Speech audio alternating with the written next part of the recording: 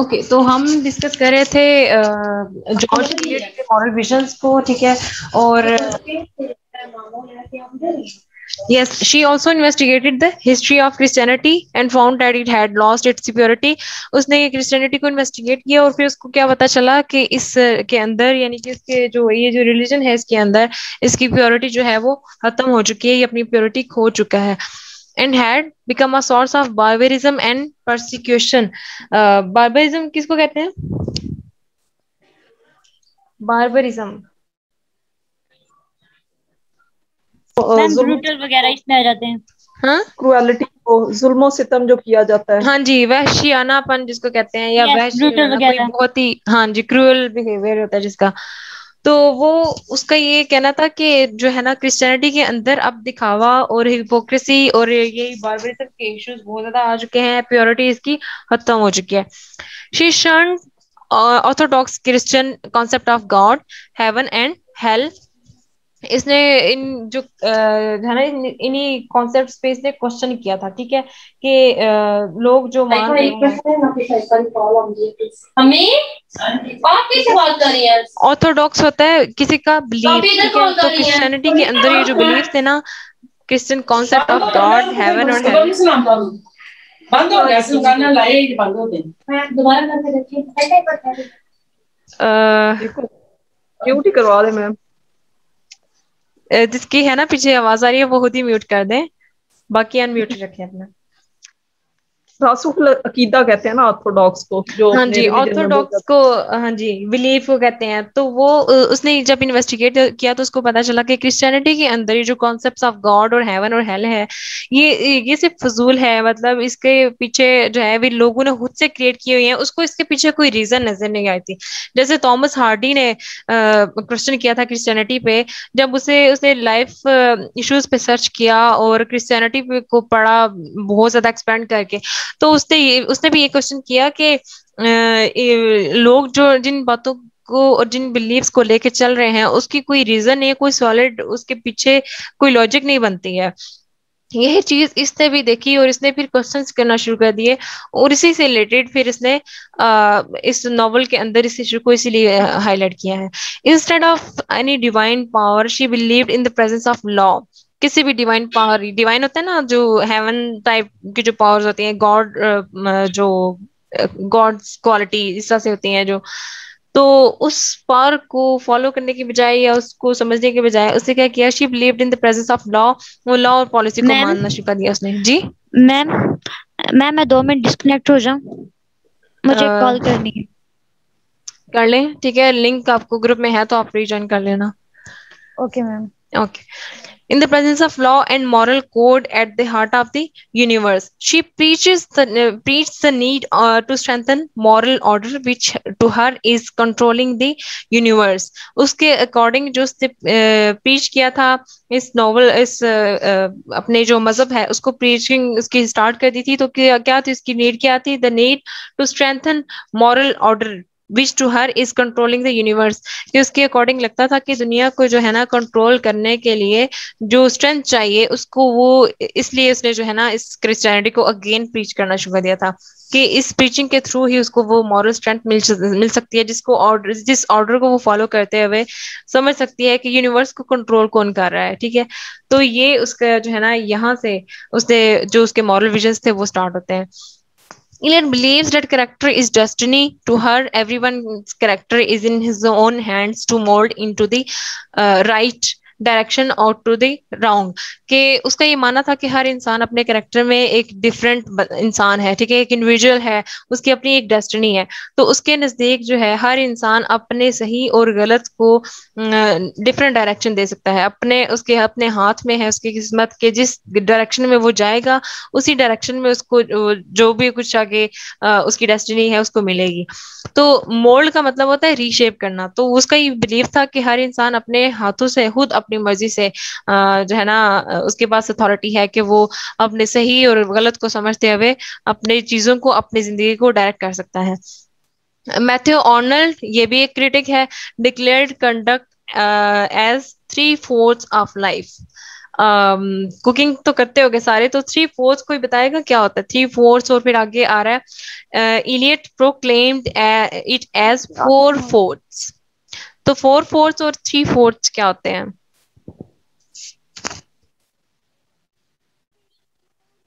क्यों कहा गया है यहाँ पे?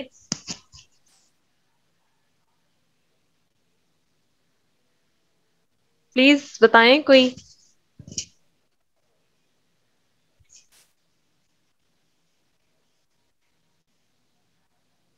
मैम न्यू चीजें हैं ये। नई चीज है मतलब आप पहली दफा पढ़ रहे हो इसको? हाँ ये मुझे नहीं पता इनका। कुकिंग नहीं करती हैं आप? करती हूँ। तो उसमें 3/4 होते हैं ना, 4/4 इस तरह से। अच्छा अच्छा अच्छा अच्छा अच्छा अच्छा ठीक हम्म। है। 3/4 एंड 4/4 ठीक है, वो जो हाँ क्वांटिटी जी। शो करता है। हाँ जी, तो क्वांटिटी ये 3/4 क्या होंगे इसमें? 3/4। 3/4 नहीं नहीं, मतलब बताए ना। यानी 75 होता है जो, यानी अगर 1 किलो है तो एग्जैक्टली। 3 पाव जिसे हम कहते हैं। Yes, exactly. 3/4 यानी कि जो कि इक्वल होता है 75% के, ठीक है। तो उसको जो मैथ्यू आर्नल्ड है जो क्रिटिक था, ठीक है, उसने क्या डिक्लेयर किया, कंडक्ट एज 3/4 ऑफ लाइफ। कि इसका ये जो थ्योरी प्रेजेंट की है ना इलियट ने, उसने कहा कि ये जो इसने कहा ऊपर, to her everyone's character is in his own hands to mould into the right direction और द रॉन्ग। कि हर इंसान जो है अपने जिंदगी को, अपनी डेस्टिनी को रीशेप कर सकता है सही और गलत समझते हुए, ठीक है। तो इस थ्योरी को मैथ्यू आर्नल्ड ने जो है ना डिक्लेयर किया। उसने कहा कि 75% जो है ना ये सच है, और ये वैसे वाकई ही ऐसा ही है जिंदगी के अंदर, ठीक है। तो उसने 75%, उसने 3/4 ऑफ लाइफ इसको कहा है, इसकी राइटिंग को और इसकी इस थ्योरी को। इलियट प्रोक्लेम्ड इट एज 4/4, लेकिन वो कहती है कि 100% है ये, ठीक है। 4/4 यानी कि 4/4 ऑफ, मतलब फुल पार्ट के जितना, वो कह रही है कि ये ऑलमोस्ट 80 टू सॉरी 90 टू 100% है, ठीक है। कि मतलब जिंदगी में ऐसा ही है। आप अपने पॉइंट को जस्टिफाई करने के लिए कहती है ना कि कोई आपको डाउटफुली कहता है कि मुझे ऐसा लग रहा है, या 70% या 75% आपकी बात सच है, लेकिन वो कहती है कि ये सच है, लेकिन 75 नहीं बल्कि 90 to 100% सच है, कि जिंदगी में ऐसा ही हो रहा है। टू हर और एक्टिविटीज डिटरमिन और फ्यूचर लाइफ, या हमारी जो एक्टिविटीज हैं वही से हमें पता चलता है कि हमारी फ्यूचर लाइफ क्या होगी, वही डिटरमिन करती है जो हमारी करंटली एक्टिविटीज होती हैं, ठीक है। अगर आप देखें तो एक्चुअली उसने ये बहुत इंपॉर्टेंट लाइंस हैं, ठीक है, जो आप पढ़ रहे हो अभी। देखा जाए तो हम रियल लाइफ में अगर फोकस करें तो हमारी जो एक्टिविटीज होती हैं डेली, उन एक्टिविटीज की बेस पे ही हम डिटरमिन करते हैं ना अपना फ्यूचर, ठीक है। हम अपने फ्यूचर गोल्स उन्हीं एक्टिविटीज की बेस पे सेट करते हैं। कि अगर किसी का इंटरेस्ट राइटिंग में है, किसी का इंटरेस्ट कोई प्लेयर बनना है, या टीचिंग है, या कोई और फील्ड है, तो आपकी एक्टिविटीज डिटरमिन करती हैं एक्चुअली। वो एक्टिविटीज आपकी अगर लाइक जैसे कुछ बच्चे हैं जो गेम्स में बहुत ज्यादा इंटरेस्टेड होते हैं, सिर्फ गेम्स में इंटरेस्ट होना अलग बात है, लेकिन उस चीज को वो बहुत ही ज्यादा फॉलो करते हैं। इतना कि वही बच्चे जो है ना ये रोबोटिक और आईटी की वो जो फील्ड में जाते हैं, फिर रोबोटिक और इस तरह के जितने भी एनिमेशन हैं वो सीखते हैं, और इस तरह से इस फील्ड में जाते हैं। तो वो उनकी एक्टिविटीज बेसिकली स्टार्ट होती है उनकी एक्टिविटीज से। तो ये इसलिए वो कह रही थी कि ये 4/4 है ना कि 3/4। It is her interest in human characters, उसको ह्यूमन कैरेक्टर्स में बहुत ज्यादा इंटरेस्ट था, which leads her to study psychology. इसी की वजह से उसको साइकोलॉजी जो है वो पढ़ने पे उसको उसका यही इंटरेस्ट जो है ना उसको साइकोलॉजी की तरफ ले गया। हमने जो है ना साइकोलॉजी पढ़ी एमए इंग्लिश में, तो हमने जब हमें ये सब्जेक्ट पढ़ाएगा तो हम पहला लेक्चर था हमारा, तो हमने सोचा कि साइकोलॉजी एमए इंग्लिश वालों के लिए क्या, मतलब ऐसे ही सब्जेक्ट फजूली हमें दिया जा रहा है। लेकिन जब हमने पढ़ा तो हमें पता चला कि इंसान का, उसकी साइकी का, उसकी मेंटल लेवल, उसकी मेंटल स्ट्रेंथ और ये सारी चीजें होती क्या है, इसका लिटरेचर से क्या ताल्लुक है, ये हमने बहुत ज्यादा एक्सपेंड करके पढ़ा था। तो यही चीज आपने इसके अंदर साइको एनालिसिस फिर हमने पढ़ा था कि आप जो है लिटरेचर के अंदर साइकोलॉजी को आप पढ़ते हैं, फिर आप लिटरेचर को पढ़ते हैं, तो आपको पता चलता है कि ह्यूमन साइकी क्या है, हर कैरेक्टर को किस तरह से उसके मेंटल, उसके मॉरल विजन के साथ, उसको उसकी सोशल लाइफ के साथ जोड़ के इंडिविजुअल कैरेक्टर कैसे बिल्ड किया गया है। हम उसकी मेंटल स्टडी, मेंटल जो उसके जो थिंकिंग, उसके थॉट्स, हम उसको स्टडी करते हैं, डीप स्टडी करते हैं। तो साइकोलॉजी और साइको एनालिसिस उसको कहते हैं, ठीक है। तो साइकोलॉजी का लिटरेचर में ये काम है, ठीक है। तो इसीलिए इसने क्या किया कि इसको ह्यूमन कैरेक्टर्स में इंटरेस्ट हुआ, तो इसने लोगों के कह रहे हैं दिमाग पढ़ना शुरू किया, उस तरह से वो उसने करना शुरू कर दिया, लोगों के दिमागों को, उनकी सोच को ऑब्जर्व करना शुरू कर दिया, फिर उसने साइकोलॉजी को पढ़ा। She knows the intricacies of human mind that exist behind the drapery of simple and plain faces. उसने इंसान के सीधे साधे जो चेहरे हैं, उनके पीछे की जो हिपोक्रेसी और दिखावा है, और जो असल जो मेंटल कंडीशन होती है इंसान की, उसको समझना शुरू कर दिया था। और उनको उसने वो जान गई थी कि हर इंसान जो चेहरे से और नजर आता है, उसकी एक्चुअली उसकी साइकी कैसी है। तो इस चीज को उसने फोकस किया, और यही उसके मॉरल विजन यहाँ से स्टार्ट हुए, ठीक है। उसने पहले जो है ह्यूमन लाइफ को पढ़ना शुरू किया, फिर उसने कहा कि एक्टिविटीज डिटरमिन करती हैं फ्यूचर लाइफ को, फिर उसने ह्यूमन कैरेक्टर्स में इंटरेस्ट लिया, फिर उसने साइकोलॉजी को पढ़ा ताकि वो इंसान के जो ह्यूमन माइंड है उसको पढ़ सके, उसको ऑब्जर्व कर सके। तो ये यहाँ से उसके मॉरल विजन स्टार्ट होते हैं। George Eliot consider suffering as essential for learning. I think ये लर्निंग वर्ड है आपके पास भी, मेरे पास थोड़ा सा मिसिंग है बुक में भी। Yes ma'am, learning here. ठीक है। जॉर्ज इलियट क्या कंसिडर करती है कि सफरिंग जो है इंसान की लर्निंग के लिए बहुत ज्यादा बड़ा इम्पैक्ट डालती है, ठीक है। कि इंसान जब तक सफर नहीं करेगा ना, वो लर्न नहीं कर सकेगा, एक्सपीरियंस नहीं करेगा, तब तक उसे वो उसके अंदर मेच्योरिटी नहीं आएगी, वो लर्निंग उसकी नहीं होगी उस तरह से जिंदगी के अंदर। She regard sufferings a boon and not a bane for life. Boon मतलब बून कि किसी चीज को हम कहते हैं ना ब्लेसिंग समझना, ठीक है। तो वो बैन होता है ना, किसी चीज को आप बैन लगा देना, किसी को आप क्लोज रखना या उसको सील कर देना। तो वो क्या कहती है कि सफरिंग्स जो है ना इंसान की जिंदगी में एक ब्लेसिंग है, एक बून है, ठीक है। Not a bane for life, के ये बैन नहीं होना चाहिए, बैन नहीं है जिंदगी में। कि आप कहते हैं ना, बैन उस सेंस में कह रही है कि अगर हम कहते हैं ना कि हमारी तो ये सफरिंग, हमें इस वजह से सफर करना पड़ा, ये ना होता तो हम बड़े खुश होते या हमारे हालात कुछ और होते। लेकिन वो कहती है कि नहीं, जो होता है वो होना चाहिए, जो सफर आप करते हो वो सफरिंग्स आपकी जिंदगी में होनी चाहिए। वो आपका बैन नहीं है, बल्कि आपकी बून है, आपके लिए ब्लेसिंग है वो सफरिंग, क्योंकि आप उससे लर्न करते हो, आपके अंदर मेच्योरिटी आती है, और आप उस एक्सपीरियंस से अपने आप को जो है वो आगे फाइट करने के लिए, और अपने आप को जो है ना वो अपग्रेड करते हो, ठीक है। आपके अंदर स्ट्रेंथ आती है, आपकी मॉरल स्ट्रेंथ जो है ना स्ट्रांग होती है। To her help suffering to her help us come out of the egoistic self and develop our personalities on the right lines। उसका ये कहना है कि जो हमारी सफरिंग है हमारी जिंदगी में होती है, वो हमें किस लेवल पे हेल्प करती है कि हमारी इगोइस्टिक सेल्फ एंड डेवलप और पर्सनालिटीज के। इगोइस्टिक वो होता है ना इंसान जो अपने ईगो को सबसे आगे रखता है, ठीक है। इगोइस्टिक यानी कि अपने आप को, अपने ईगो को, अपनी सेल्फ जो रिस्पेक्ट है उससे सबसे ज्यादा आगे रखना। एक सेल्फ रिस्पेक्ट तो अलग चीज है, इगोइस्टिक होता है जो अपनी अना को आगे लेके चलता हो हर इंसान। कि किसी ने कोई बात कह दी, फौरन से अपनी अना का जो है वो मसला बना लिया, मतलब गरूर और इस सेंस में आ जाता है, ठीक है। तो वो कहती है कि जब इंसान की जिंदगी में सफरिंग होती है ना, तो वो इगोइस्टिक सेल्फ से बाहर आ जाता है, फिर वो अपनी पर्सनालिटी को डेवलप करता है, और अपने आप को राइट लाइंस की तरफ लेके जाता है अपनी पर्सनालिटी को। फिर उसके अंदर जो नेगेटिव पॉइंट्स हैं वो ओमिट हो जाते हैं ऑटोमेटिकली, क्योंकि वो जो उसकी सफरिंग होती है वो उससे लर्न कर रहा होता है। इसी तरह से उसकी पर्सनालिटी डेवलप होती है। Therefore she shows her characters suffering and learning a lot। इसी तरह से उसने अपने कैरेक्टर्स के अंदर सफरिंग और लर्निंग को बहुत ज्यादा ऐड किया हुआ है। जैसे एडम बेट का कैरेक्टर, अगर हम आगे उसी का रेफरेंस आ गया, Maggi suffers and develops into a mature lady. यहाँ पे मैगी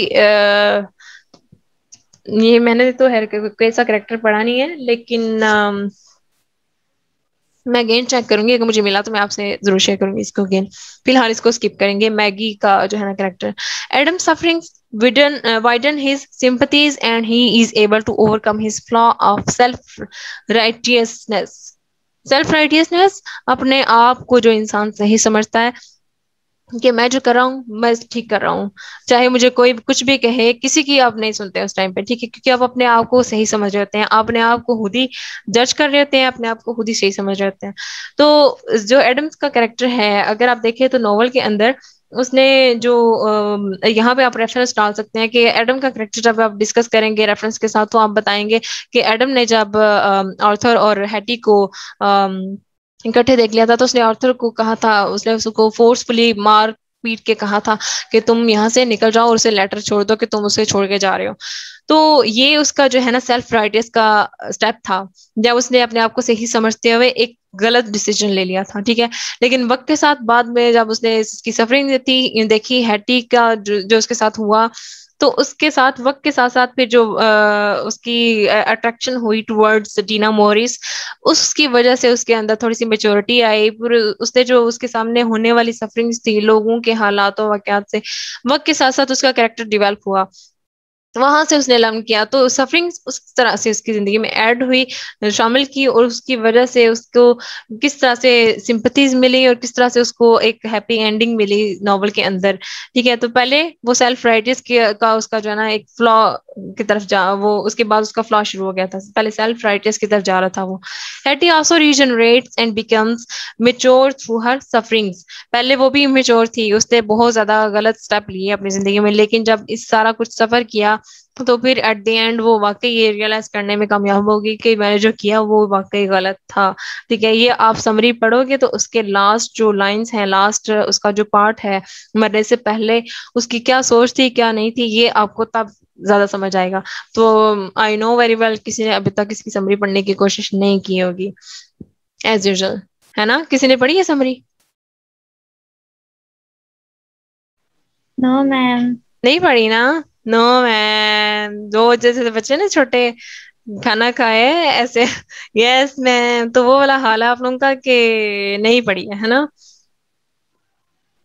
माना यस कि मैम। आपके क्लासेस हैं, लेकिन अब इतना तो अब रात को अब रात जाग रहे हैं इशा की नमाज पढ़ के, तो उसके बाद का जो टाइम है सुबह सहरी तक अगर आप जाग रहे हो तो वो थोड़ा सा टाइम अपनी स्टडी को दे दें, कोई ऐसा काम कर लें जो आप लेक्चर तो ऑब्वियसली आपको साथ साथ समझ रहे हो, लेकिन कोई ऐसा काम करें जो आपको अपने बिहाफ पे करना है, ठीक है। जैसे समरी आपने डिस्कस तो कर लिया, लेकिन उसको खुद भी अपने बिहाफ पे रीड आउट करना था।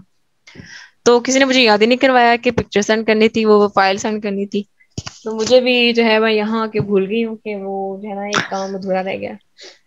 मैम खैर सच मैं में इफ्तार के बाद ना चरसियों वाली नींद आ जाती है। अच्छा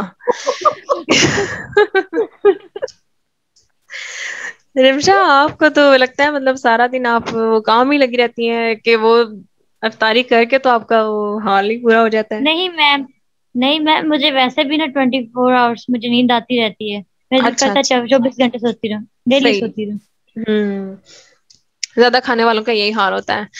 तो एनीवेज, क्या हम बात कर रहे थे? यस, समरी की बात कर रहे थे। तो अच्छा मुझे बताएं, आपकी मंडे ट्यूसडे को क्लास है? मैम पूरा वीक ही क्लासेस होती हैं, लेकिन सम टाइम ये होता है टीचर्स फिर मिस कर देते हैं। वैसे तो हम्म। जो शेड्यूल आया हुआ है उसमें होती है मंडे, मतलब पूरा वीक जो है वो क्लासेस ही है हमारी। अच्छा। लेकिन उस फिर कभी हो हम्म, जाता है। अगर क्लास नहीं होती है ना, तो आपने इन्फॉर्म जरूर करना है, ताकि ना मैं ये चाह रही हूँ कि आपकी क्लासेस ना जल्दी जल्दी ये सिलेबस कवर हो जाए, तो फिर हम जो है ना लेक्चर्स रिपीट करना शुरू कर दें, जो आपने नहीं पढ़ा ना हम वो डिस्कस करना शुरू कर दें। आई नो जो ओके रिकॉर्डेड मैम। लेक्चर्स होते हैं उसमें काफी सारे स्टूडेंट्स को प्रॉब्लम हो रही है, इवन दो हर एक चीज डिटेल में डिस्कस करने की कोशिश की थी मैंने, लेकिन इवन देन जो है ना प्रॉब्लम आ रही है। तो मेरी ये कोशिश है कि हम जल्दी से ये सिलेबस कवर कर लें, फिर उसके बाद हमारा सिर्फ एक टॉपिक है एंथनी ट्रॉलॉप का, वो हम कवर करके फौरन से जो है ना लेक्चर्स रिपीट करना शुरू कर दें, जब तक आपके पेपर्स होते हैं तब तक आपकी रिवीजन स्टार्ट हो जाए। Okay ma'am. ठीक है, तो कल या परसों अगर कोई क्लास नहीं होती है ना, या एक एक क्लास है, तो फिर हम अरेंज कर लेंगे। सॉरी, कल तो आज सैटरडे है ना। Yes ma'am. कल तो क्लास है ना आपकी, तो मंडे ट्यूसडे को अगर नहीं होती है ना, तो कोई और नहीं होती है, या अगर एक है तो फिर आप मेरी भी एक जो है ना किसी तरह से मैनेज करना सब। Okay ma'am. ठीक है, तो ओके, कंटिन्यू करते हैं। Eliot wants people to maintain emotional self control. यानी कि वो चाहती थी कि लोग अपनी जिंदगी को समझें और इस पे गौर करें, और अपने जो इमोशनल और अपने जो फीलिंग्स हैं उनको सेल्फ कंट्रोल आना चाहिए। ठीक है, passions should always be under the control of reason, for sentimentality destroys man and brings downfall compounded with sufferings. वो कहती है कि जब आप अनकॉन्शियसली चल रहे होते हैं अपनी जिंदगी में, आपके पैशंस पे, आपकी फीलिंग्स पे और इमोशंस पे आपका कंट्रोल नहीं होता ना, तो क्या होता है फिर आप सेंटी हो जाते हैं। ठीक है, आप अपने टेम्पर को कंट्रोल नहीं कर पाते हैं। तो जो जितने भी ह्यूमंस हैं वो क्या करते हैं, अपनी जिंदगी को अपने हाथों से तबाह कर लेते हैं, क्योंकि उनको अपने इमोशंस को और अपनी जिंदगी के अंदर जो होने वाली जितने भी हालात वाकयात हैं, अपने पैशंस को कंट्रोल करना नहीं आता, जिसकी वजह से उनकी जिंदगी में डाउनफॉल आता है, ट्रेजेडी आती है, फिर उनकी सफरिंग ज्यादा बढ़ जाती है as compare to the normal situation. वो अनकॉन्शियसनेस की वजह से ना, यानी कि नॉन सीरियस रहते हैं जो लोग, ठीक है, इन चीजों को समझने की कोशिश नहीं करते हैं, मजाक में ले जाते हैं, तो उनकी जिंदगी में ये डाउनफॉल्स आते हैं, वही अपने हाथों से जिंदगी जो है ना खुद बर्बाद कर देते हैं। तो उसका ये कहना है कि इंसान को अपनी जिंदगी में अपने इमोशंस और पैशंस को सेल्फ कंट्रोल उनका होना चाहिए, आपके अपने इमोशंस पे आपकी ग्रिप होनी चाहिए। इन एडम वेट, यानी कि आप इतने जज्बाती भी ना हो जाएं कि किसी भी मामले में आप फौरन से फैसला ले लें, इतने जज्बाती भी ना हो कि आप बहुत ज्यादा देर कर दें, या मतलब हर हालात में आपको सोच समझ के चलना चाहिए, अपने इमोशंस को पैशंस को लेके चलें, कब क्या बोलना है, आपका बोलना दूसरे पे क्या इम्पैक्ट छोड़ेगा, आपके बोलने से किसी पे क्या असर पड़ेगा, चाहे वो मेल हो फीमेल हो, आप नॉर्मली किसी कोलीग से बात कर रहे हैं, मेल से बात कर रहे हैं, तो स्पेशली मेल से बात करते हुए, यानी कि सिर्फ बड़े मामला में बल्कि छोटी छोटी इन चीजों को भी आपने फोकस करना होता है। तो बेसिकली उसका एम ये था कि आप या इंसान जो है अपनी जिंदगी में सेल्फ कंट्रोल उसका होना चाहिए लाजमी। In Adam Bede, authors and Hetty's sentimentality brings tragedy to which there was no remedy. देखें, अन दोनों के अपने जो पैशंस हैं इस पे इनका कंट्रोल नहीं था। ठीक है, अगर वो कंट्रोल करते ना तो वो एक दूसरे को समझाने की कोशिश करते, दोनों में से अगर एक भी ठीक होता ना, अपने थोड़ा सी मेच्योरिटी शो करते या अपने पैशंस को कंट्रोल करता कोई एक, तो वो दूसरे को समझा सकता था कि हमें थोड़ा सा सोच समझ के चलना चाहिए, हमें ऐसे स्टेप्स नहीं लेने चाहिए जो कि अथॉरिटी हमें वो लीगल नहीं है। ठीक है, तो हमें अथॉरिटी के साथ जो भी करना है अथॉरिटी के साथ करना चाहिए, लेकिन उन्होंने ऐसा नहीं किया, उनके पैशंस आउट ऑफ कंट्रोल थे, तो उनकी इसी सेंटिमेंटलिटी की वजह से उनको ये ट्रेजेडी फेस करनी पड़ी जिसका कोई भी सोल्यूशन नहीं था। Both of them are the creatures of weak moral fibre. दोनों ही जो कैरेक्टर्स हैं अपने आप में वीक थे morally, and this weakness causes intense tragedy in their lives. इसी वीकनेस की वजह से उनकी जिंदगी में ट्रेजेडी उनको फेस करनी पड़ी थी, और वो भी ट्रेजेडी कोई आम नहीं, बल्कि मतलब इस तरह से ट्रेजेडी के एक खेलती हंसते खेलते जो है अब जिंदगी इनकी गुजर रही थी, एकदम से दोनों का रिलेशनशिप स्टार्ट हुआ और उसके बाद सडनली जो है ये सडन डिसीजंस हुए और सडनली सारा कुछ होता गया और कोई कंट्रोल नहीं था, कोई सोच समझ के फैसला नहीं किया गया, ना इन दोनों ने और ना जो इसमें बीच में एडम पड़ा उसने। ठीक है, तो ये मॉरल विजन्स थे जो उसने जिनका फोकस उसने यहाँ पे करवाया। ये मोस्ट इंपॉर्टेंट लाइंस हैं हर एक पैराग्राफ के अंदर, जो ये भी पॉइंट आउट बता रही हूँ आपको रिपीटेडली, ये आपने याद रखनी है, ये याद रखने वाली बातें हैं। खुद से आप लिखते हैं ना वो भी ठीक होता है, लेकिन राइटर की अपनी जो लाइंस होती हैं जिसका जो उनका मेन एम होता है उस राइटिंग के पीछे, वो जब आप लिखते हैं ना तो आपकी राइटिंग पे बेस्ट पॉजिटिव इम्पैक्ट पड़ता है। तो इसलिए इन चीजों को अपने आपने याद करना है प्रॉपरली। हर लाइन हर जो पैराग्राफ स्टार्ट हो रहा है इसमें, ठीक है, उसके अंदर कोई ना कोई ऐसी लाइन उसने जरूर बताई है राइटर के बारे में जिसको आपने लाजमी याद रखना है। ओके, ये तो नोट्स जिसने लिखे हैं उसने लिखी है ना खुद से, नहीं एग्जैक्ट लाइंस नहीं है, मतलब एग्जैक्ट कोट्स नहीं है, लेकिन उसके एम्स क्या थे, उसने क्या सोच के नॉवल लिखा, ये राइटर की डिटेल ये जो पब्लिशर है इस बुक का, उसने राइटर के बारे में लिखा है, लेकिन राइटर के बारे में उसने वही लिखा है जो एक्चुअली सच था। अदरवाइज अगर झूठ होता ना, या कोई किसी किस्म की खुद से एडिटिंग की होती या खुद से लिखा गया होता, तो लोग इसकी बुक्स को ना पढ़ते। तो अगर इसको पढ़ा जा रहा है ना इस बुक को, तो उसकी वजह यही है कि उसने वही लिखा जो राइटर से रिलेटेड सच था। ठीक है, क्योंकि जो पब्लिशर्स Okay. हैं या जो राइटर्स हैं ना, बुक पब्लिश करवाते हैं अपनी दूसरे राइटर्स पे लिख के, वो पहले रिसर्च करते हैं, उस रिसर्च को मॉडिफाई करते हैं, 2-3 लोगों से, अपने जो एक्सपर्ट्स होते हैं या अपने जो फ्रेंड्स होते हैं उनको रीड आउट करवाते हैं। मतलब एक प्रोसेस के बाद जाके ये पब्लिशिंग होती है। Otherwise no one is willing और no one is ma'am allowed. मुझे बस आप ये बताएं कि ये हम लोग एडम बेद पे सारी बात डाल सकते हैं, क्योंकि इसकी वजह से पूरे नॉवल का ना वो स्ट्रक्चर खराब हुआ वैसे। नहीं नहीं नहीं नहीं, एडम बेड का अपना था, ये इन दोनों के अपने पैशंस और इमोशंस थे जिनको इन्होंने कंट्रोल नहीं किया था। ठीक है, इनकी यहाँ पे हर एक कैरेक्टर अपने आप में गलत था। ठीक है, सारी बात उस पे नहीं है। अगर उसने एक सिर्फ डिसीजन लिया बीच में। ठीक है, अगर ये दोनों चाहते तो ये भी अपनी जिंदगी में सही डिसीजन ले सकते थे। उसको चाहते तो उसको ना फॉलो करते, चाहते तो अपने पैशंस को कंट्रोल कर लेते, या ये नौबत ही ना आती फिजिकल रिलेशनशिप की, वो नौबत ही ना आने देते। तो ये अपने अपने करेक्टर में हर एक अपने अपने रोल में जो है ना वो गलत था। उनकी मॉरल वीकनेसेस थी, उसी की वजह से जो है ना इनका। मतलब हम लोग अगर हम्म, जी मतलब जी। अगर हम इस तरह लिखेंगे तो हम लोग फिर सबको क्रिटिसाइज करेंगे इंडिविजुअली कि एडम भी मतलब उस सिचुएशन में अंडर सर्कमस्टांसेस उसने जो डिसीजंस लिए वो गलत थे, और ऑर्थर वैसे ही एक मोरली वीक कैरेक्टर था, मोरली भी और वैसे भी मतलब वो स्टैंड नहीं ले सकता था उसके लिए।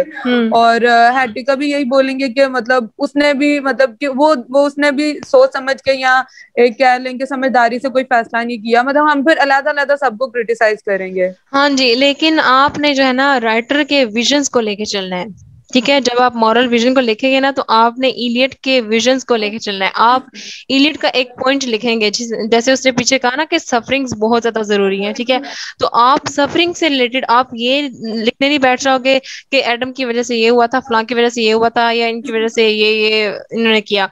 आप सिर्फ सफरिंग वाला पार्ट लिखेंगे कि इस कैरेक्टर ने अपनी जिंदगी में ये इतना इस वजह से सफर किया, इस कैरेक्टर की सफरिंग ये थी, इस कैरेक्टर की सफरिंग ये थी, और सफरिंग क्यों थी, उनकी मॉरल वीकनेस की वजह से।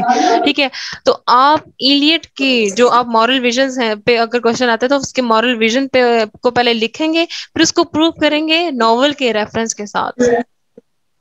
मैम फिर मुझे एक बात क्लियर करें कि जो मतलब उसने लिखा है सारा, ठीक है, मतलब एट द एंड उनकी जो एंडिंग थी वो हैप्पी एंडिंग नहीं थी। ठीक है, हैटी मार जाती है और वो फिर हैप्पी एंडिंग इसलिए नहीं थी क्योंकि उसने प्रूव किया है ना, इलियट ने प्रूव किया है कि जब इंसान अनकॉन्शियसली चल रहा होता है, जब अपने इमोशंस को कंट्रोल करने की कोशिश नहीं करता है, तो फिर उनकी जिंदगी में डाउनफॉल, उनकी ट्रेजेडी आती है। ठीक है, तो इनके साथ ट्रेजेडी हुई इनके अपने पैशंस की वजह से हुई। तो वो जो एडम था, वो उसने अपने जो वक्त के साथ उसका करेक्टर डिवेल्प होता है, तो अपने आप को उसने मैच्योर बना लिया था, अपने आप को डिवेल्प कर लिया था, अपग्रेड कर लिया था, इस वजह से उसकी हैप्पी एंडिंग हुई। लेकिन मैम इसमें मैंने तो यही देखा है कि आपको पॉइंट्स याद करने पड़ते हैं। आप खुद से अगर अपना बीच में पॉइंट ऑफ व्यू देते हो ना, तो आपका क्वेश्चन गलत हो जाता है। आपको ये सारी चीजें, मेन चीजें तो याद करनी पड़ती हैं। ठीक है, मैं अपना ये मीटिंग ऑटोमेटिकली एंड होने वाली है, मैं लिंक सेंड करती हूँ, उसके बाद हम आपके क्वेश्चन से कंटिन्यू करते हैं। ठीक है, ओके मैम। ठीक है मैम। ओके।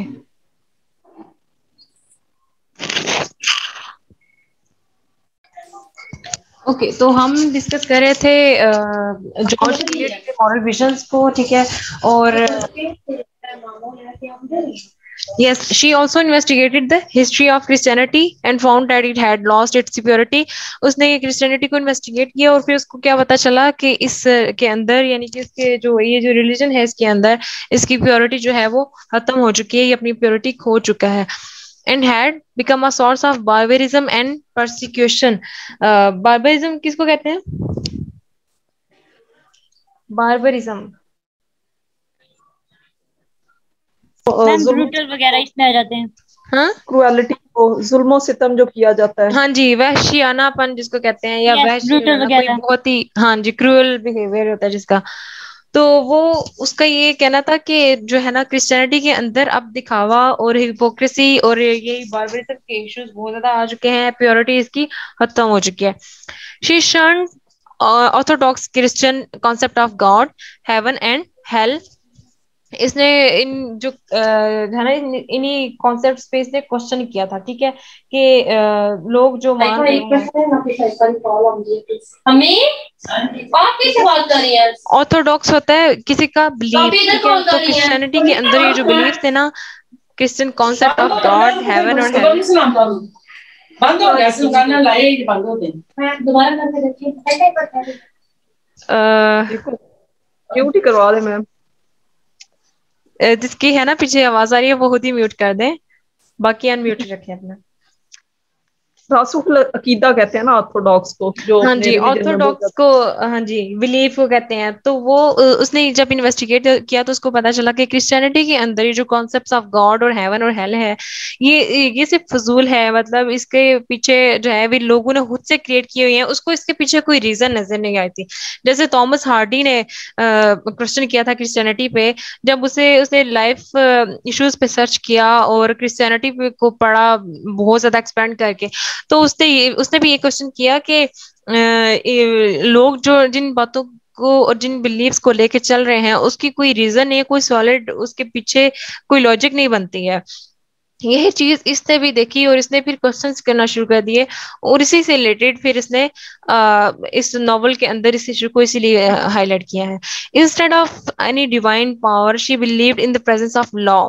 किसी भी डिवाइन पावर, डिवाइन होता है ना जो हेवन टाइप की जो पावर्स होती हैं, गॉड जो गॉड्स क्वालिटी इस तरह से होती हैं जो, तो उस पावर को फॉलो करने की बजाय या उसको समझने के बजाय उसने क्या किया, she believed in the presence of law. वो लॉ और पॉलिसी को मानना शुरू कर दिया उसने। जी मैम, मैं 2 मिनट डिस्कनेक्ट हो जाऊं, मुझे कॉल करनी है। कर लें, ठीक है। लिंक आपको ग्रुप में है तो आप रीजॉइन कर लेना। Okay ma'am. Okay. In the presence of law and moral code at the heart of the universe, she preaches the need to strengthen moral order, which to her is controlling the universe. उसके according जो उसने preach किया था इस novel, इस अपने जो मजहब है उसको preaching उसकी start कर दी थी। तो क्या थी इसकी need, क्या थी? The need to strengthen moral order which to her is controlling the universe. कि उसके अकॉर्डिंग लगता था कि दुनिया को जो है ना कंट्रोल करने के लिए जो स्ट्रेंथ चाहिए उसको वो, इसलिए उसने जो है ना इस क्रिश्चियनिटी को अगेन प्रीच करना शुरू कर दिया था कि इस प्रीचिंग के थ्रू ही उसको वो मॉरल स्ट्रेंथ मिल सकती है, जिस ऑर्डर को वो फॉलो करते हुए समझ सकती है कि यूनिवर्स को कंट्रोल कौन कर रहा है। ठीक है, तो ये उसका जो है ना यहाँ से उसने जो उसके मॉरल विजन्स थे वो स्टार्ट होते हैं। Eliot believes that character is destiny. To her, everyone's character is in his own hands to mold into the right direction और टू द रॉन्ग। के उसका ये मानना था कि हर इंसान अपने कैरेक्टर में एक डिफरेंट इंसान है, ठीक है, एक इंडिविजुअल है, उसकी अपनी एक डेस्टिनी है। तो उसके नजदीक जो है हर इंसान अपने सही और गलत को डिफरेंट डायरेक्शन दे सकता है, उसके अपने हाथ में है, उसकी किस्मत के जिस डायरेक्शन में वो जाएगा उसी डायरेक्शन में उसको जो भी कुछ आगे उसकी डेस्टिनी है उसको मिलेगी। तो मोल्ड का मतलब होता है रीशेप करना। तो उसका ये बिलीव था कि हर इंसान अपने हाथों से खुद अपनी मर्जी से जो है ना उसके पास अथॉरिटी है कि वो अपने सही और गलत को समझते हुए अपने चीजों को, अपनी जिंदगी को डायरेक्ट कर सकता है। मैथ्यू आर्नल्ड, ये भी एक क्रिटिक है, declared conduct as 3/4 of life. Cooking तो करते होगे सारे, तो 3/4 कोई बताएगा क्या होता है 3/4? और फिर आगे आ रहा है इलियट प्रोक्लेम्ड इट एज 4/4। तो 4/4 और 3/4 क्या होते हैं?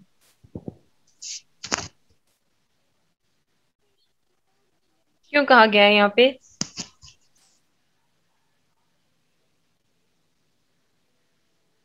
प्लीज बताएं कोई।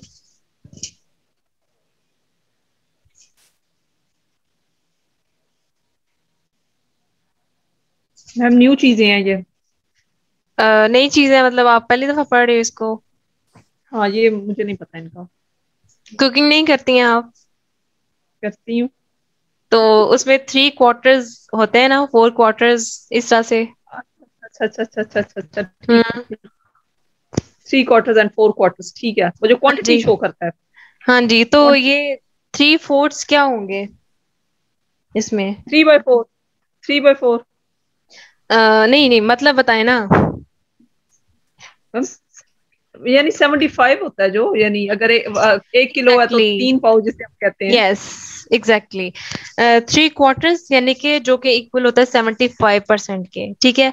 तो उसको जो मैथ्यू आर्नल्ड है जो क्रिटिक था, ठीक है, उसने क्या डिक्लेयर किया, कंडक्ट एज 3/4 ऑफ लाइफ। कि इसका ये जो थ्योरी प्रेजेंट की है ना इलियट ने, उसने कहा कि ये जो इसने कहा ऊपर, to her everyone's character is in his own hands to mould into the right direction और द रॉन्ग। कि हर इंसान जो है अपने जिंदगी को, अपनी डेस्टिनी को रीशेप कर सकता है सही और गलत समझते हुए, ठीक है। तो इस थ्योरी को मैथ्यू आर्नल्ड ने जो है ना डिक्लेयर किया। उसने कहा कि 75% जो है ना ये सच है, और ये वैसे वाकई ही ऐसा ही है जिंदगी के अंदर, ठीक है। तो उसने 75%, उसने 3/4 ऑफ लाइफ इसको कहा है, इसकी राइटिंग को और इसकी इस थ्योरी को। इलियट प्रोक्लेम्ड इट एज 4/4, लेकिन वो कहती है कि 100% है ये, ठीक है। 4/4 यानी कि 4 क्वार्टर्स ऑफ, मतलब फुल पार्ट के जितना। वो कह रही है कि ये ऑलमोस्ट 90 to 100% है, ठीक है। कि मतलब जिंदगी में ऐसा ही है। आप अपने पॉइंट को जस्टिफाई करने के लिए कहती है ना कि कोई आपको नॉट फुली कहता है कि मुझे ऐसा लग रहा है, या 70% या 75% आपकी बात सच है, लेकिन वो कहती है कि ये सच है, लेकिन 75 नहीं बल्कि 90 to 100% सच है, कि जिंदगी में ऐसा ही हो रहा है। टू हर और एक्टिविटीज डिटरमिन और फ्यूचर लाइफ, या हमारी जो एक्टिविटीज हैं वही से हमें पता चलता है कि हमारी फ्यूचर लाइफ क्या होगी, वही डिटरमिन करती है जो हमारी करंटली एक्टिविटीज होती हैं, ठीक है। अगर आप देखें तो एक्चुअली उसने ये बहुत इंपॉर्टेंट लाइंस हैं, ठीक है, जो आप पढ़ रहे हो अभी। देखा जाए तो हम रियल लाइफ में अगर फोकस करें तो हमारी जो एक्टिविटीज होती हैं डेली, उन एक्टिविटीज की बेस पे ही हम डिटरमिन करते हैं ना अपना फ्यूचर, ठीक है। हम अपने फ्यूचर गोल्स उन्हीं एक्टिविटीज की बेस पे सेट करते हैं। कि अगर किसी का इंटरेस्ट राइटिंग में है, किसी का इंटरेस्ट कोई प्लेयर बनना है, या टीचिंग है, या कोई और फील्ड है, तो आपकी एक्टिविटीज डिटरमिन करती हैं एक्चुअली। वो एक्टिविटीज आपकी अगर जैसे कुछ बच्चे हैं जो गेम्स में बहुत ज्यादा इंटरेस्टेड होते हैं। सिर्फ गेम्स में इंटरेस्ट होना अलग बात है, लेकिन उस चीज को वो बहुत ही ज्यादा फॉलो करते हैं। इतना कि वही बच्चे जो है ना ये रोबोटिक और आईटी की वो जो फील्ड में जाते हैं, फिर रोबोटिक और इस तरह के जितने भी एनिमेशन हैं वो सीखते हैं, और इस तरह से इस फील्ड में जाते हैं। तो वो उनकी एक्टिविटीज बेसिकली स्टार्ट होती है उनकी एक्टिविटीज से। तो ये इसलिए वो कह रही थी कि ये 4/4 है, ना कि 3/4। It is her interest in human characters, उसको ह्यूमन कैरेक्टर्स में बहुत ज्यादा इंटरेस्ट था, which leads her to study psychology. इसी की वजह से उसको साइकोलॉजी जो है वो पढ़ने पे उसको उसका यही इंटरेस्ट जो है ना उसको साइकोलॉजी की तरफ ले गया। हमने जो है ना साइकोलॉजी पढ़ी एमए इंग्लिश में, तो हमने जब हमें ये सब्जेक्ट पढ़ाएगा तो हम पहला लेक्चर था हमारा, तो हमने सोचा कि साइकोलॉजी एमए इंग्लिश वालों के लिए क्या, मतलब ऐसे ही सब्जेक्ट फजूली हमें दिया जा रहा है। लेकिन जब हमने पढ़ा तो हमें पता चला कि इंसान का, उसकी साइकी का, उसकी मेंटल लेवल, उसकी मेंटल स्ट्रेंथ और ये सारी चीजें होती क्या है, इसका लिटरेचर से क्या ताल्लुक है, ये हमने बहुत ज्यादा एक्सपेंड करके पढ़ा था। तो यही चीज आपने इसके अंदर साइको एनालिसिस फिर हमने पढ़ा था कि आप जो है लिटरेचर के अंदर साइकोलॉजी को आप पढ़ते हैं, फिर आप लिटरेचर को पढ़ते हैं, तो आपको पता चलता है कि ह्यूमन साइकी क्या है, हर कैरेक्टर को किस तरह से उसके मेंटल, उसके मॉरल विजन के साथ, उसको उसकी सोशल लाइफ के साथ जोड़ के इंडिविजुअल कैरेक्टर कैसे बिल्ड किया गया है। हम उसकी मेंटल जो उसके जो थिंकिंग, उसके थॉट्स, हम उसको स्टडी करते हैं, डीप स्टडी करते हैं। तो साइकोलॉजी और साइको एनालिसिस उसको कहते हैं, ठीक है। तो साइकोलॉजी का लिटरेचर में ये काम है, ठीक है। तो इसीलिए इसने क्या किया कि इसको ह्यूमन कैरेक्टर्स में इंटरेस्ट हुआ, तो इसने लोगों के कह रहे हैं दिमाग पढ़ना शुरू किया, उस तरह से वो उसने करना शुरू कर दिया, लोगों के दिमागों को, उनकी सोच को ऑब्जर्व करना शुरू कर दिया, फिर उसने साइकोलॉजी को पढ़ा। She knows the intricacies of human mind that exist behind the drapery of simple and plain faces. उसने इंसान के सीधे साधे जो चेहरे हैं उनके पीछे की जो हिपोक्रेसी और दिखावा है और जो असल जो मेंटल कंडीशन होती है इंसान की उसको समझना शुरू कर दिया था। और उनको उसने वो जान गई थी कि हर इंसान जो चेहरे से और नजर आता है उसकी एक्चुअली उसकी साइकी कैसी है। तो इस चीज को उसने फोकस किया और यही उसके मॉरल विजन यहाँ से स्टार्ट हुए। ठीक है, उसने पहले जो है ह्यूमन लाइफ को पढ़ना शुरू किया, फिर उसने कहा कि एक्टिविटीज डिटरमिन करती हैं फ्यूचर लाइफ को, फिर उसने ह्यूमन कैरेक्टर्स में इंटरेस्ट लिया, फिर उसने साइकोलॉजी को पढ़ा ताकि वो इंसान के जो ह्यूमन माइंड है उसको पढ़ सके, उसको ऑब्जर्व कर सके। तो ये यहाँ से उसके मॉरल विजन स्टार्ट होते हैं। George Eliot consider suffering as essential for learning. I think ये लर्निंग वर्ड है आपके पास भी, मेरे पास थोड़ा सा मिसिंग है बुक में भी। यस मैम, लर्निंग ही है। ठीक है, जॉर्ज इलियट क्या कंसिडर करती है कि सफरिंग जो है इंसान की लर्निंग के लिए बहुत ज्यादा बड़ा इम्पैक्ट डालती है। ठीक है, कि इंसान जब तक सफर नहीं करेगा ना वो लर्न नहीं कर सकेगा, एक्सपीरियंस नहीं करेगा तब तक उसे वो उसके अंदर मेच्योरिटी नहीं आएगी, वो लर्निंग उसकी नहीं होगी उस तरह से जिंदगी के अंदर। She regards sufferings a boon and not a bane for life. Boon मतलब बून के किसी चीज को हम कहते हैं ना ब्लेसिंग समझना। ठीक है, तो वो बैन होता है ना, किसी चीज को आप बैन लगा देना, किसी को आप क्लोज रखना या उसको सील कर देना।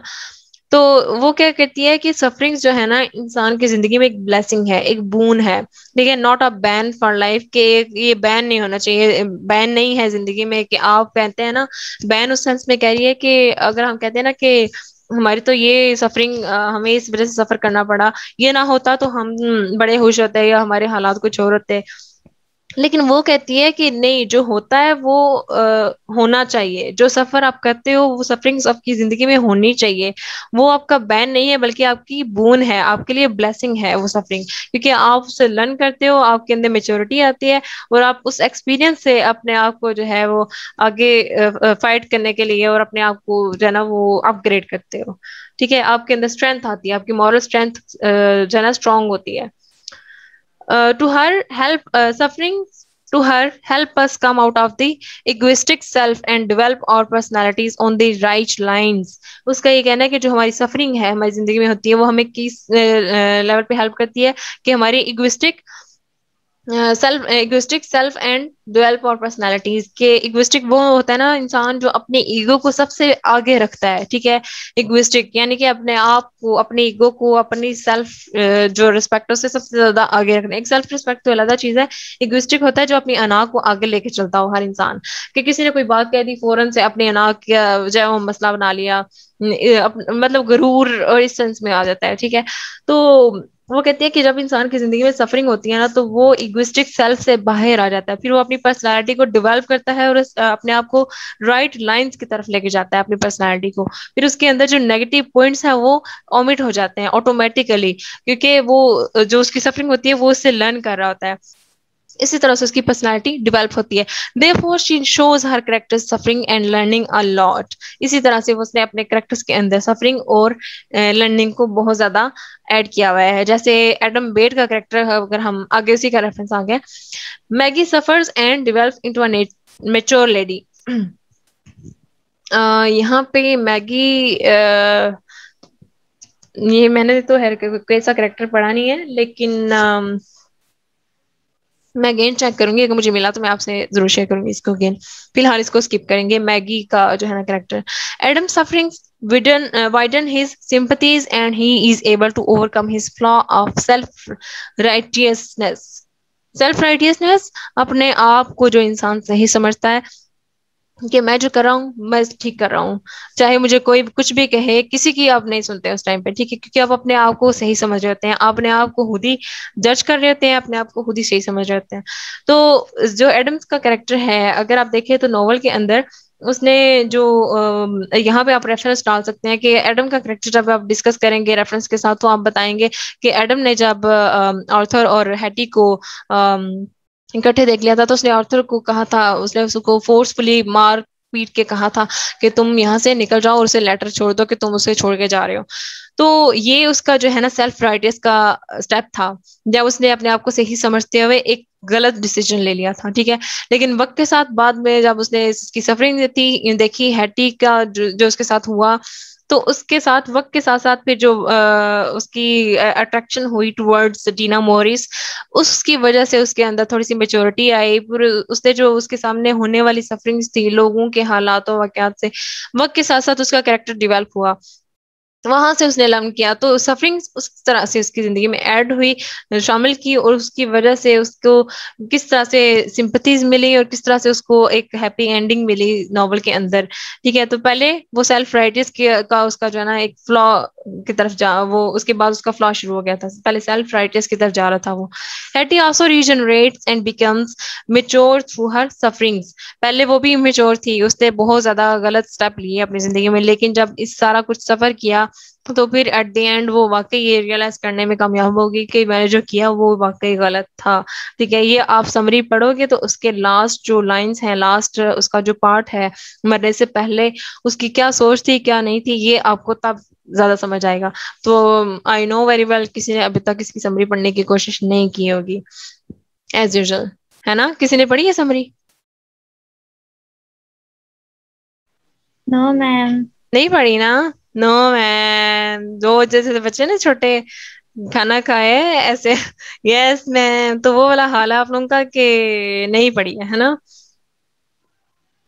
माना यस कि मैम। आपके क्लासेस हैं, लेकिन अब इतना तो अब रात को अब रात जाग रहे हैं इशा की नमाज पढ़ के, तो उसके बाद का जो टाइम है सुबह सहरी तक अगर आप जाग रहे हो तो वो थोड़ा सा टाइम अपनी स्टडी को दे दें, कोई ऐसा काम कर लें जो आप लेक्चर तो ऑब्वियसली आपको साथ साथ समझ रहे हो, लेकिन कोई ऐसा काम करें जो आपको अपने बिहाफ पे करना है, ठीक है। जैसे समरी आपने डिस्कस तो कर लिया, लेकिन उसको खुद भी अपने बिहाफ पे रीड आउट करना था।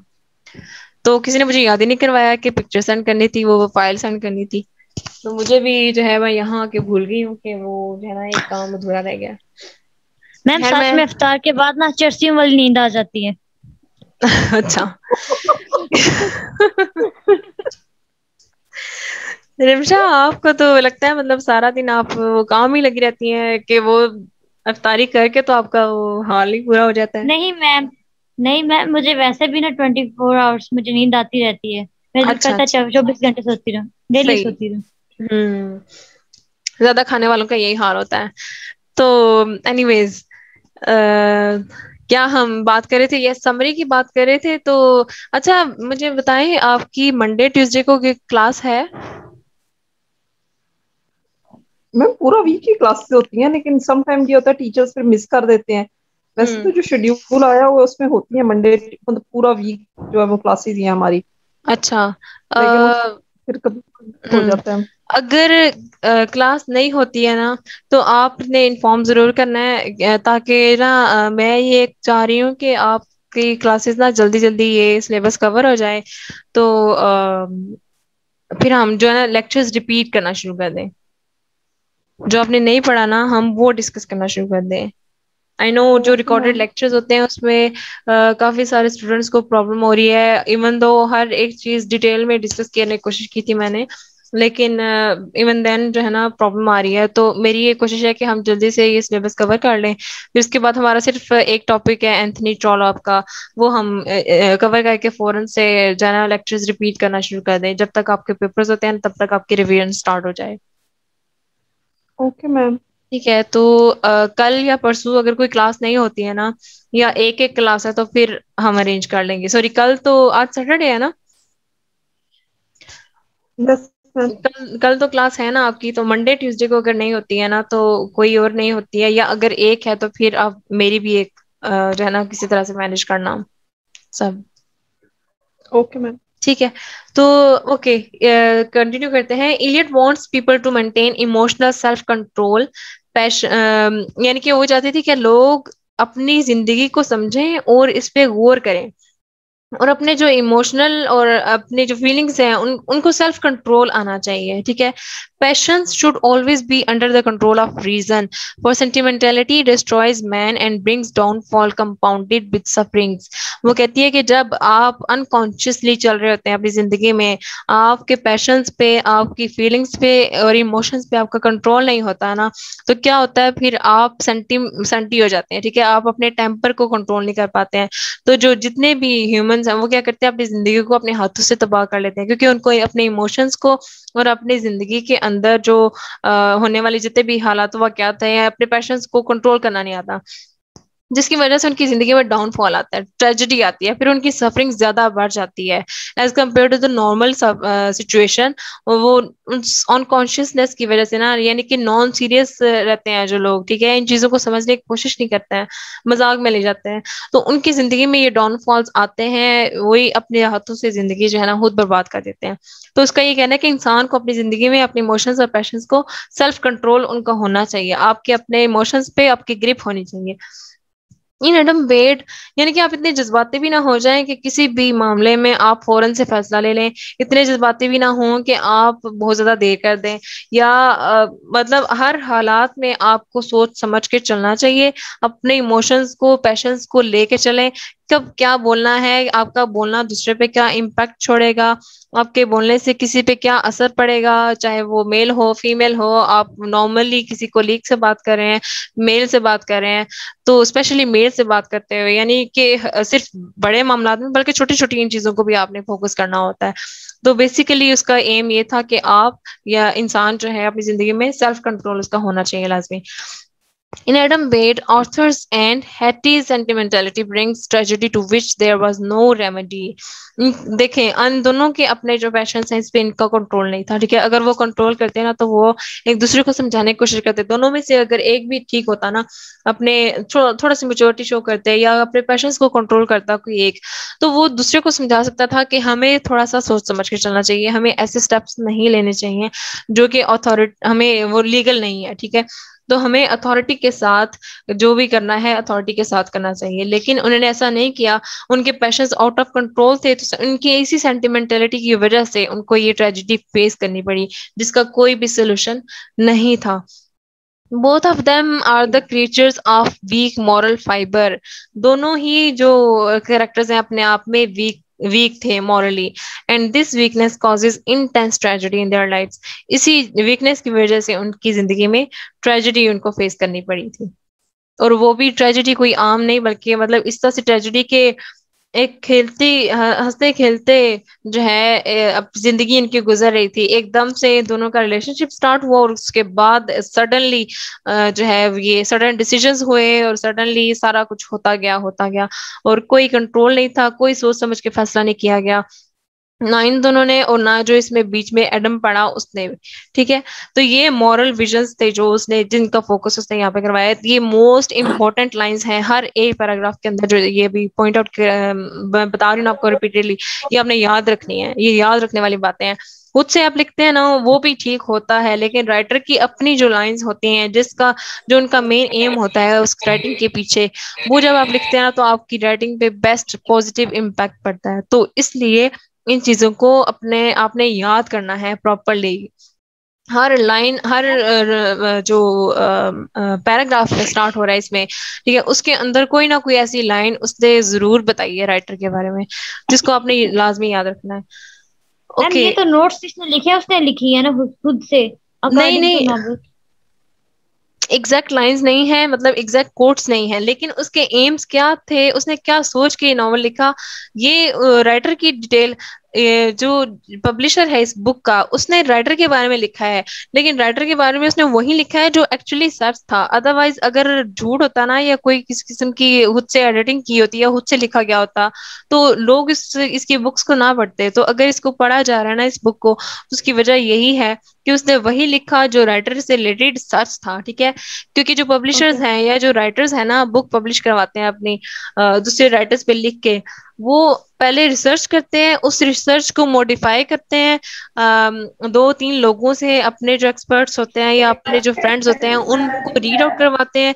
मतलब एक प्रोसेस के बाद जाके ये पब्लिशिंग होती है, otherwise no one is willing और no one is ma'am allowed. मुझे बस आप ये बताएं कि ये हम लोग एडम बेद पे सारी बात डाल सकते हैं, क्योंकि इसकी वजह से पूरे नॉवल का ना वो स्ट्रक्चर खराब हुआ है नहीं वैसे। नहीं नहीं नहीं, एडम बेड का अपना था, ये इन दोनों के अपने पैशंस और इमोशंस थे जिनको इन्होंने कंट्रोल नहीं किया था। ठीक है, इनकी यहाँ पे हर एक कैरेक्टर अपने आप में गलत था। ठीक है, सारी बात उस पे नहीं है।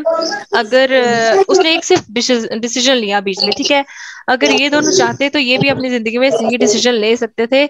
उसको चाहते तो उसको ना फॉलो करते, चाहते तो अपने पैशंस को कंट्रोल कर लेते, या ये नौबत ही ना आती फिजिकल रिलेशनशिप की, वो नौबत ही ना आने देते। तो ये अपने अपने करेक्टर में हर एक अपने अपने रोल में जो है ना वो गलत था, उनकी मॉरल वीकनेसेस थी, उसी की वजह से जो है ना इनका। मतलब हम लोग अगर हम्म। जी मतलब जी। अगर हम इस तरह लिखेंगे तो हम लोग फिर सबको क्रिटिसाइज करेंगे इंडिविजुअली कि एडम भी मतलब उस सिचुएशन में अंडर सर्कमस्टांसेस उसने जो डिसीजंस लिए वो गलत थे, और ऑर्थर वैसे ही एक मोरली वीक करेक्टर था, मोरली भी और वैसे भी मतलब वो स्टैंड नहीं ले सकता था उसके लिए। हम्म। और हैटी का भी यही बोलेंगे कि मतलब उसने भी मतलब कि वो उसने भी सोच समझ के या एक कह लें कि समझदारी से कोई फैसला नहीं किया। मतलब हम फिर अलग अलग सबको क्रिटिसाइज करेंगे। हाँ जी, लेकिन आपने जो है ना राइटर के विजन्स को लेके चलना है। ठीक है, जब आप मॉरल विजन को लिखेंगे ना तो आपने इलियट के विजन्स को लेके चलना है। आप इलियट का एक पॉइंट लिखेंगे जैसे उसने पीछे कहा ना कि सफरिंग्स बहुत ज्यादा जरूरी है। ठीक है, तो आप सफरिंग से रिलेटेड आप ये लिखने नहीं बैठ जाओगे कि एडम की वजह से ये हुआ था, फलां की वजह से ये हुआ था, या इनकी वजह से ये इन्होंने किया। आप सिर्फ सफरिंग वाला पार्ट लिखेंगे कि इस कैरेक्टर ने अपनी जिंदगी में ये इतना इस वजह से सफर किया, इस कैरेक्टर की सफरिंग ये थी, इस कैरेक्टर की सफरिंग ये थी, और सफरिंग क्यों थी, उनकी मॉरल वीकनेसेस की वजह से। ठीक है, तो आप इलियट की जो आप मॉरल विजन है पे अगर क्वेश्चन आता है तो उसके मॉरल विजन पे को पहले लिखेंगे, फिर उसको प्रूव करेंगे नॉवल के रेफरेंस के साथ। मैम फिर मुझे एक बात क्लियर करें कि जो मतलब उसने लिखा है सारा, ठीक है, हम्म। मतलब एट द एंड उनकी जो एंडिंग थी वो हैप्पी एंडिंग नहीं थी। ठीक है, हैटी मार जाती है और वो फिर हैप्पी एंडिंग ऑर्थर इसलिए नहीं भी। थी क्योंकि उसने प्रूव किया है ना, इलियट ने प्रूव किया है कि जब इंसान अनकॉन्शियसली चल रहा होता है, जब अपने इमोशंस को कंट्रोल करने की कोशिश नहीं करता है, तो फिर उनकी जिंदगी में डाउनफॉल, उनकी ट्रेजेडी आती है। ठीक है, तो इनके साथ ट्रेजेडी हुई इनके अपने पैशंस की वजह से हुई। तो वो जो एडम था वो उसने अपने जो वक्त के साथ उसका करेक्टर डिवेल्प होता है, तो अपने आप को उसने मेच्योर बना लिया था, अपने आप को डिवेल्प कर लिया था, अपग्रेड कर लिया था, इस वजह से उसकी हैप्पी एंडिंग हुई। लेकिन मैम इसमें मैंने तो यही देखा है कि आपको पॉइंट्स याद करने पड़ते हैं। आप खुद से अगर अपना बीच में पॉइंट ऑफ व्यू देते हो ना तो आपका हम्म। क्वेश्चन गलत हो जाता है। आपको अब ये सारी चीजें, मेन चीजें तो याद करनी पड़ती हैं। ठीक है, मैं अपना ये मीटिंग ऑटोमेटिकली एंड होने वाली है, मैं लिंक सेंड करती हूँ, फिर उसके बाद हम आपके क्वेश्चन से कंटिन्यू करते हैं। ठीक है। Okay ma'am. ठीक है मैम। ओके।